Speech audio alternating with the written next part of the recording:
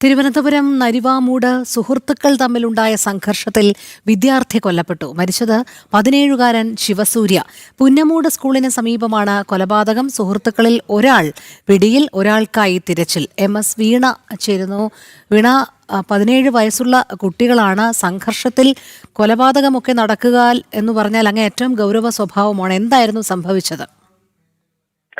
രോഹിണി, ഇന്ന് വൈകിട്ട് 6 മണിക്കാണ് തിരുവനന്തപുരം നരിവാൻമൂട് സുഹൃത്തുക്കൾ തമ്മിൽ സംഘർഷം ഉണ്ടാകുന്നത്. ആ സംഘർഷം വാക്കേറ്റമാകുന്നു. പിന്നീട് അത് കയ്യാങ്കളിയിലേക്ക് കാര്യങ്ങൾ എത്തുന്നു.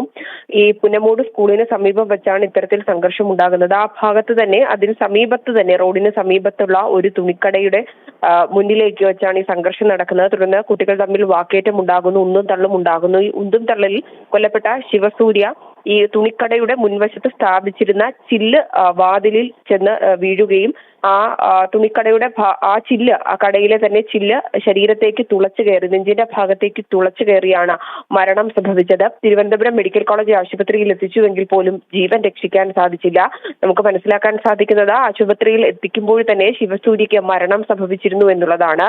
പക്ഷേ പ്രദേശവാസികൾക്ക് ആർക്കും തന്നെ ഈ കൊല്ലപ്പെട്ട ശിവസൂര്യയെ കുറിച്ച് വ്യക്തമായിട്ടുള്ള ഒരു വിവരം ഒന്നും തന്നെ ഇല്ല. അതേസമയം ഈ സുഹൃത്തുക്കളിൽ ഒരാൾ പിടിയിലായിട്ടുണ്ട് എന്നാണ് നമുക്ക് മനസ്സിലാക്കാൻ സാധിക്കുന്നത്. കുട്ടികൾ തമ്മിൽ യുവാക്കൾ തമ്മിൽ സംഘം തിരിഞ്ഞുള്ള വാക്കുതർക്കമുണ്ടായി. ആ വാക്കുതർക്കത്തിൽ ഒടുവിലാണ് ഈ ശിവസൂര്യയുടെ ജീവൻ നഷ്ടപ്പെട്ടതെന്നാണ് മനസ്സിലാക്കാൻ സാധിക്കുന്നത്. ഒരാളാണ് നിലവിൽ പിടിയിലായിട്ടുള്ളത്. ഇവർ സുഹൃത്തുക്കളാണ്. മറ്റൊരാളെ കണ്ടെത്തുവാനുള്ള തിരച്ചിൽ നടക്കുകയാണെന്നാണ് പോലീസിൽ നിന്ന് ലഭിക്കുന്ന വിവരം.